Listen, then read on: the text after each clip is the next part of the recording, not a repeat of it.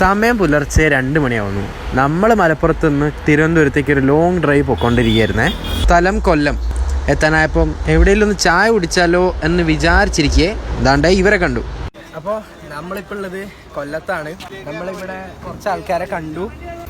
രാത്രി ചുക്ക് കാപ്പി കൊടുക്കണമെന്നു. അപ്പോൾ എന്താ ഇതിനെ കുറിച്ച് പറയാനുള്ളത് ചേട്ടാ? ഇത് തൊട്ട് തുടങ്ങിയ പരിപാടിയാണ്.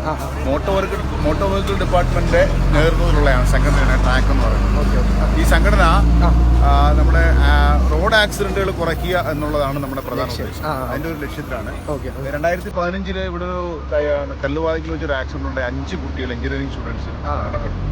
അപ്പൊ അത് കഴിഞ്ഞാണ് നമ്മൾ നോക്കുമ്പോഴത്തേക്കും ഇതിനകത്ത് ഈ ഡിസംബർ മാസത്തിലാണ് ഏറ്റവും കൂടുതൽ ആക്സിഡന്റ്. പ്രത്യേകിച്ച് ഉറക്കം ഒരു രാത്രി പ്രശ്നമാണ്.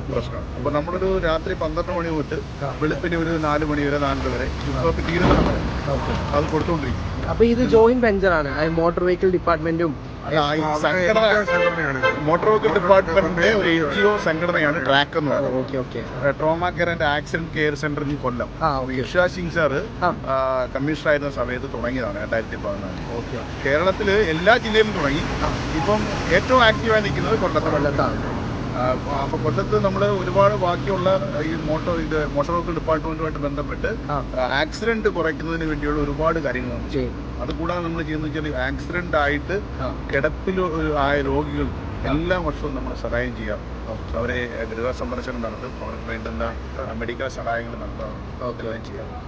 അതിന്റെ ഭാഗമായിട്ടാണ് 10 വർഷമായി. നമ്മൾ റോഡിൽ കണ്ട ആൾക്കാരാണ്. ഞങ്ങളിപ്പോൾ മലപ്പുറത്ത് നിന്ന് ഇത്രയും ദൂരം വരുന്നു. അപ്പോൾ നമ്മൾ എറണാകുളത്ത് ചെറിയ ബ്രേക്ക് എടുത്തു എന്നല്ലാണ്ട് വേറെ ഇവിടെ നിർത്തിയിട്ടില്ല. ഇവരുടെ ഒരു ജോയിന്റ് വെഞ്ചറാണ്. അതിലും വളരെ നല്ലൊരു കാര്യം, നമ്മുടെ ഒരു മാതൃകയാക്കാൻ പറ്റുന്ന കാര്യം.